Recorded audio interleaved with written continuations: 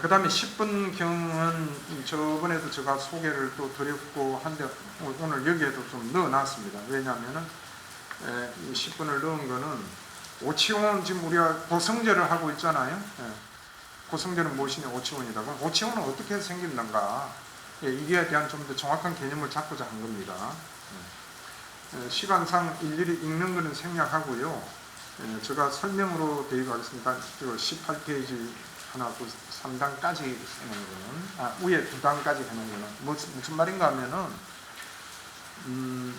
이 식이 일어나려면은 어떤 조건이 돼야 식이 일어나느냐. 오치원 중에 색수상행 식이잖아요. 이 식이 일어나려면은 어떻게, 그러니까 식이 일어난다는 건 뭡니까? 괴로움이 일어난다는 이야기잖아요. 그죠? 오치원이 일어나는 거니까. 그럼 그 식은 어떻게 해서 일어나느냐? 세 가지 예를 지금 들어놓은 것 같아요. 감각처촉이 있어야 되는 거죠. 감각처촉에 첫째 육근이 있고, 육경이 있고, 육식이 있다 그랬잖아요. 근데 이 세 개 중에 하나만 없어도 식은 안 일어난다. 그러니까 여기서 나듯이 눈의 감각 기능, 안과적으로 봐서 아무 이상이 없다. 근데 대상이 없으면은 눈의 식은 안 일어나겠죠. 근데 눈에 이상도 없고 대상도 있고 거기에 주의를 기울이는 마음도 있어요. 그러면은 식은 일어나죠.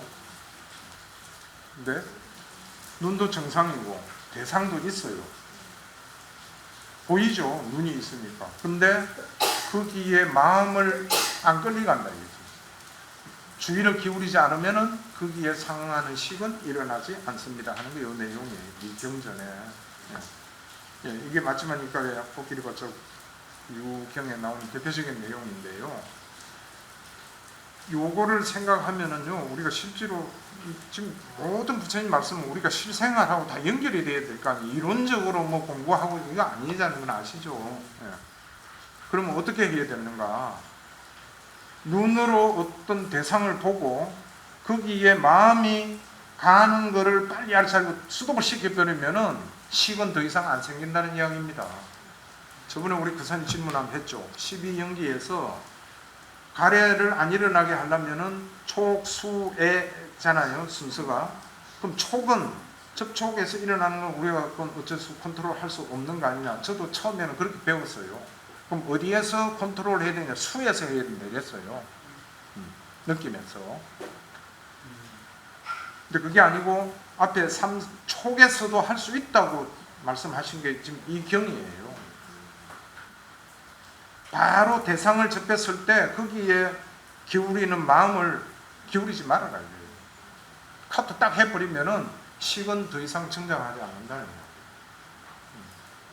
그 다음에 몇 분 제가 말씀드렸던 이제 그 다음에는 경전, 다른 경전 쭉 나와요. 식이 정장하지 않으면은 어떻게 되는가 하면은 의도적인 행위를 짓지 못하고 마음은 해탈한다. 이렇게 되어 있거든요. 다시 말하면은 식이 어떤 대상에 붙어서 속박되어 있는 한에는 해탈은 절대 될 수 없다는 이야기죠. 경전에 제가 이 경전을 읽고 부처님께서 이렇게 말씀하신 경전에 이런 게 있구나. 정말 공식이잖아요. 식이 정장하지 않으면 마음은 해탈한다. 완전히 방정식 그냥 설명해 놓으신 거예요. 그럼 식이 어떻게 정장하지 않게 하는가 하는 답은 여기에도 있고 우리가 조복경에도 있고 다른 경전에 감각기관 단속을 하라 여러 개 많이 나오잖아요. 이게 다 식을 정장시키지 않게 하기 위한 하나의 수행법이에요. 그래서 또 다른 표현을 비유를 하나 하면은 기가 어떤 소리를 들었다. 어떤 사람이 내보고 뭔가 비난하는 말을 들었어요. 기분이 확 나빠지려 해요. 근데 거기에 마음을 기울여서 뭐 저런 말을 해. 내한테 그린 지적을 했는데 지는 뭐 잘났다고 뭐 어쩌고 이리 생각하는 순간 이미 식은 정장되는 거예요. 근데 그렇게 비난하는 소리 듣고는 저건 조건에 의해서 내가 지금 반응하는 것일 뿐이다 하고 딱 수동시키면 식은 더 이상 안 돼요. 진행을 못 한다는 거예요.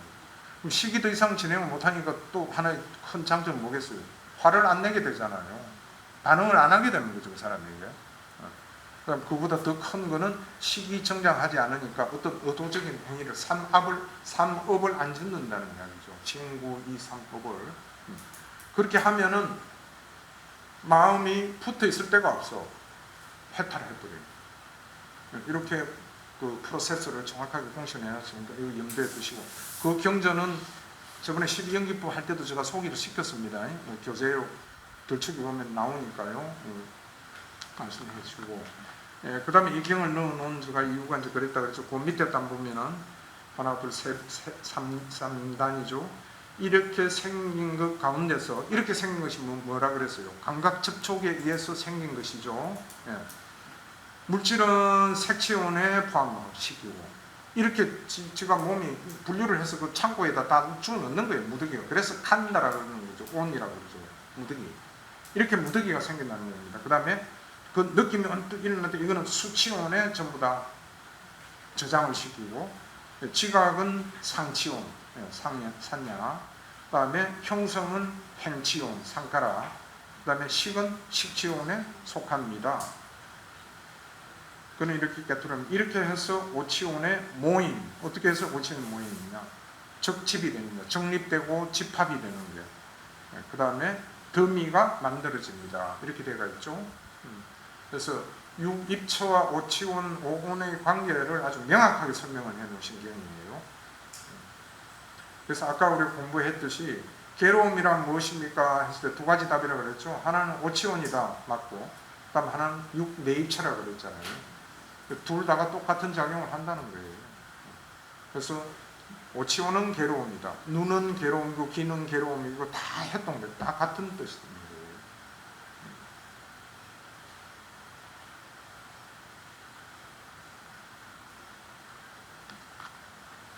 그 다음에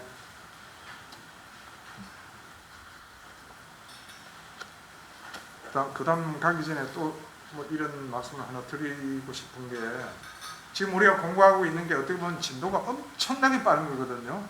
몇 년을 공부해야 될 거를 한 시간 만에 지금 하는 건데, 그러다 보니까 이야기하는, 나도 말을 많이 하게 되고 쉽지는 않고, 또 듣는 여러분들 입장에서도 너무 막 짧은 시간에 많은, 정말 어려운 내용이거든요. 정말 어려운 거예요. 핵심만 뽑아 놓은 건데 쉬운 게 아니에요. 그걸 다 이렇게 수용하려니까 너무 버겁고 그러실 거예요. 당연히.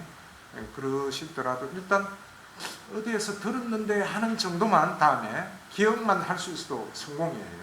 그럼 찾아볼 수 있잖아요.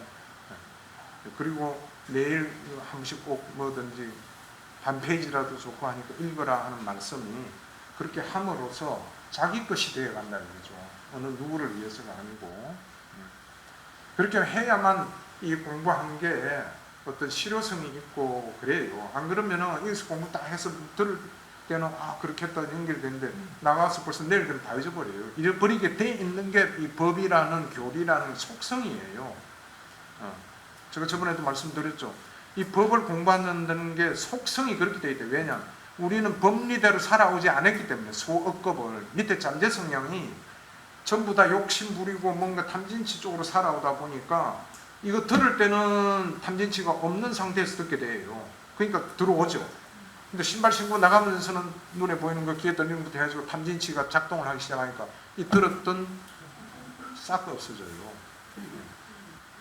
그래서 부처님께서 팔정도의 6번째 바른 노력이잖아요. 바른 노력의 네 번째가 어떻게 되어 있죠? 이미 일어난 유익한 선법은 지속시키고, 알아차려 잊어버리지 않게 하고, 더욱더 정장시키고 충만하게 하고, 완전하게 성취하기 위해서 열의를 생기게 하고 집중하고 정진하고 마음을 자꾸 애를 써라, 이러신 거거든요.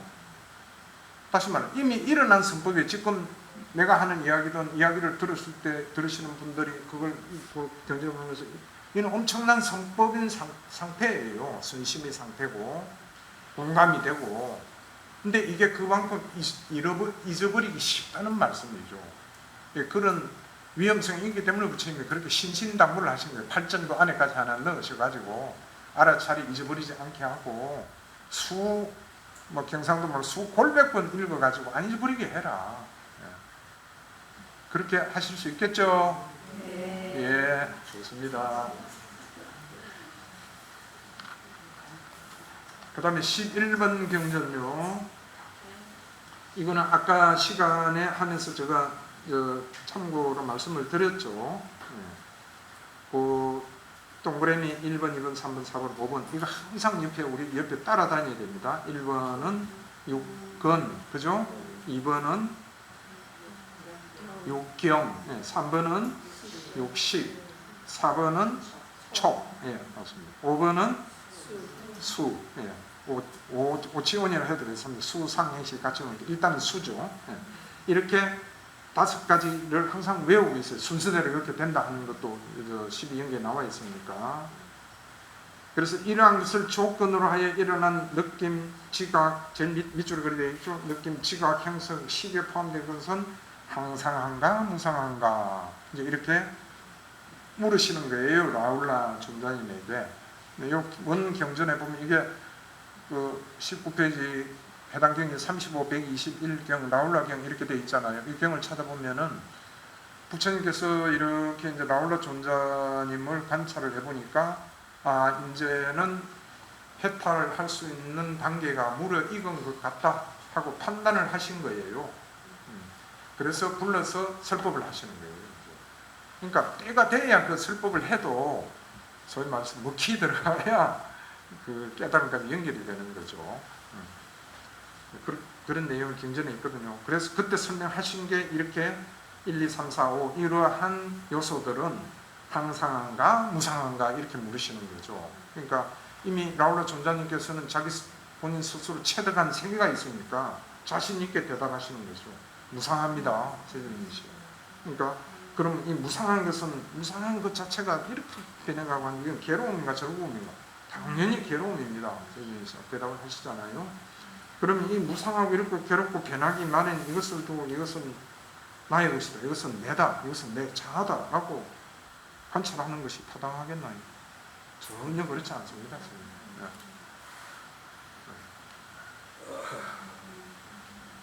그래서 세종께서 마지막 이제 그 결론 하신 게 이렇게 보는 잘 배운 성스러운 제자는 1, 2, 3, 4, 5에 대해서 염호한다. 제가 아까 설명드린 거죠.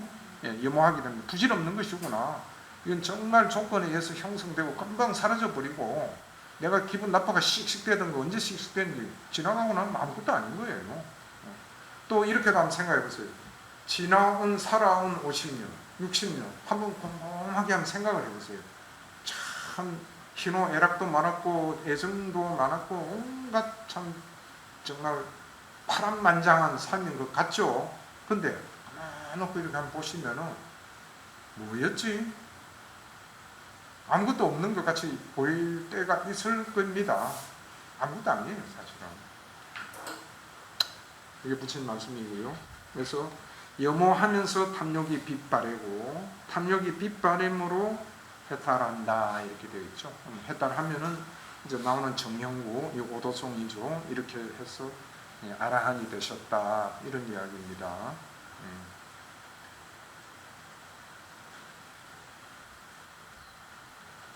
집성제 넘어가기 전에 간단한 질문 혹시 있으신가요? 지금 이야기했던 거예요? 없으시면은 집성제로 넘어가 보겠습니다.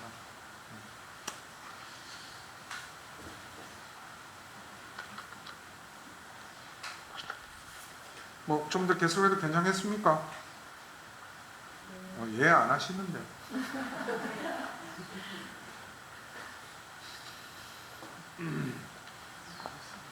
또 어떤 측면에서는 우리가 그냥 이렇게 처음에 프라이빗하게 사적인 모임에서 공부한다면은 시간을 가지고 좀 휴식도 많이 취해가면 좋겠는데 또 어떤 면에서는 우리가 이 성원 아리아 성원이라는 성원 차원에서 또 하는 그런 하나의 행위 중에 하나고 또 해야 될 녹화해놔야 될 또 양도 있고 방영해야 될 것도 있고 이러다 보니까 조금 쫓기는 면이 있습니다. 좀 양해해 주시고 좀 힘드시더라도 진도는 조금 나가도록 하겠습니다.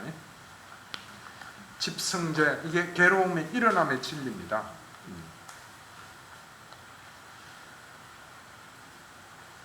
그 사성제 설명하시는 중에 집성제는 뭐냐 해도 1번이 1번은 이거는 뭐 진짜 골백번 읽어도 좋으니까 한번 같이 읽겠습니다. 예.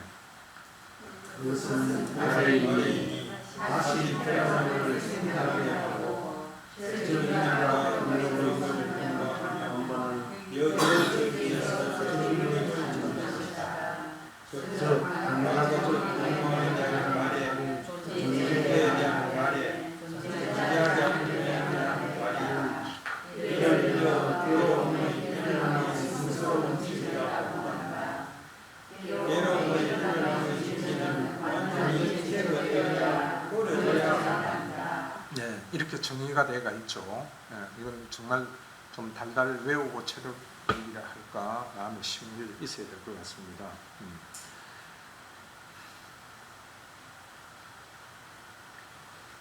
여기 제일 하이라이트한 그거죠. 하이라이트는 즐김과 탐욕의 성품을 동반하며 여기저기에서 즐김을 찾는 것이다. 이게 가래라는 이야기죠. 즐김을 찾으려고 해요. 우리 중생들은 어느 한순간도 괴로움을 찾으려고는 안 하잖아요. 즐김을 찾아요. 공고에 대한 부연 설명이 아까 우리가 같이 합성했던 뒷페이지 20페이지요. 아까 같이 읽었죠. 20페이지 그 4번 경전 여기 명확하게 설명이 되어 있잖아요. 배우지 못한 본부는 괴로운 느낌을 느끼면은 어떻게 해야 될지를 몰라요. 즐거움을 찾아서 그걸 해결해야 되는 그 방법 외에는 모른다는 이야기죠. 즐김을 찾게 되어 있죠. 그러면은 그 다음에 감각적 욕망의 즐거움을 누리는 자에게는 더 계속 즐겁고 싶을 거 아니에요. 우리도 뭐 해봐서 그렇지만 그렇기 때문에 마찬가지로 가래죠. 그거는 더 즐겁고 싶은 거니까. 그 다음에 즐겁지도 않고 괴롭지도 않고 그 느낌의 달콤한 위험감, 벗어남 이런 걸 모르고 약간 매해 있는 무명에 있는 상태에서는 뭘 찾겠어요? 결국 즐거움을 찾을 거 아니에요. 그러니까 느낌은 어떤 느낌이 일어났던 세 가지 중에 가래를 찾게 되어 있다 이거죠. 그냥 두면은. 그럼 가래를 찾는다는 이야기는 괴로움을 일으킨다는 이야기죠. 그러니까 우리는 지금까지 그걸 살아왔고 지금도 매 순간 스스로가 우리가 괴로움을 일으키면서 살아왔다 이렇게 보면 틀림없어요. 근데 우리는 참 다행히 전생에 지은 선업공덕이 많았는지 불법을 만나고 또 부처님법을 만나서 이렇게 또 부처님법을 공부를 하고 실행을 하게 또 수행도 하고 이미 그냥 범부는 아니다 이거죠. 그렇기 때문에 가래가 일어나는 게 어떤 거다. 지금 공부하고 있는 그런 거잖아요. 그죠? 그러니까 어떤 느낌이 일어나도 항상 즐김을 추구하는 가래 쪽으로는 가지 않게 해야 된다. 그게 이제 좀 합성한 거. 괴로움의 일어남의 진리. 이거는 완전히 목표는 완전히 제거되어야 하고 버려져야 한다는 이야기죠. 그럼 그건 목표고 지금 당장 우리가 생활하면서도 항상 삿띠를 놓치지 않고 내가 지금 어떤 느낌이든 다 괴로움이 일어남이라고 했거든요. 가래를. 그럼 어떠한 느낌이 일어났든 내가 지금 가래를 일으키는가 아닌가 적시 한번 점검해보고 삿띠해서 알아차리고 뭔가 즐거움 찾으려면 이거는 정말 좀 단속하라고 하셨잖아. 하지 말자. 이래 좀 문자가 들어 마음을 다잡고 애를 써야 돼요. 근데 그게 굉장히 힘들다는 이야기예요. 왜? 즐거움을 찾으면은 즐거운데 뭐 즐거움을 하지 말아니 이건 참 뭔 낙으로 살아야 되나 이거죠, 그죠? 항상 뭐 아니 낙이 있어야 사는데 그 낙이 있는 쪽으로 가려는데 그거 하지 마라 그러면 무슨 낙이냐? 그렇게 했을 때 대답을 얻을 수 있는 거는 범부의 경계를 넘어서 공부를 해야 된다는 이야기죠. 그 공부 중에 특히 이렇게 가래를 해가지고 즐거움을 찾으면 어떤 달콤함은 무엇이고 그것의 위험함은 어떤 거다. 그것부터 벗어나는 건 어떤 거다. 이걸 정확하게 좀 깨차고 있으면은 가래가 일어나더라도 수도하자 이게 가능해진다 이거죠. 조금 더 나아가면 이런 겁니다. 가래가 일어났을 때 가래가 과연 나에게 이익인가 손해인가 하는 것만 명확하게 알아도 그 명확하게 안다는 게 경전에서는 그것의 달콤함, 위험함, 벗어남 이런 설명을 하셨거든요. 그러니까 좀 쉬운 말로 이게 내게 과연 어떤 이익이 있는가? 그럼 스스로 자문을 했을 때 답이 즐거우니까 내가 즐거우니까 이게 이익 아닌가? 그럼 그 다음에 이익은 뭐냐? 그러니까 추구해 들어가야 되겠죠. 그 다음에 이익은 없어요. 그 즐거운 순간이 없어지면은 또 괴로움이 바로 따라붙죠. 그게 위험함이에요. 그죠? 위험합니다, 정말. 오히려 더 큰 괴로움이 자꾸 오는 거죠. 끊임없는 악순환의 연속이죠. 이런 거를 평소 때도 우리가 많이 인식을 닦아야 됩니다. 인식을. 아까 제가 말씀드린 그 몸은 물방울 같고 그다음에 물거품 같고 환경과 같다 이렇게 인식을 닦는 거거든, 지각을. 예, 그러듯이 이 가래를 내가 자꾸 갈수록 나는 점점 더 괴로움에서 못 벗어난다. 그게 내게 이익이냐? 나는 괴로움에서 안 벗어나고 싶으냐? 안 벗어나고 싶으면 관계없다. 근데 괴로움에서 벗어나고 싶은 내 어떤 바람이 있고 그런 게 있는데 괴로움을 자꾸 일으키는 쪽으로 해서는 안 될 거 아니냐? 이렇게 마음을 자꾸 다 잡아야 됩니다.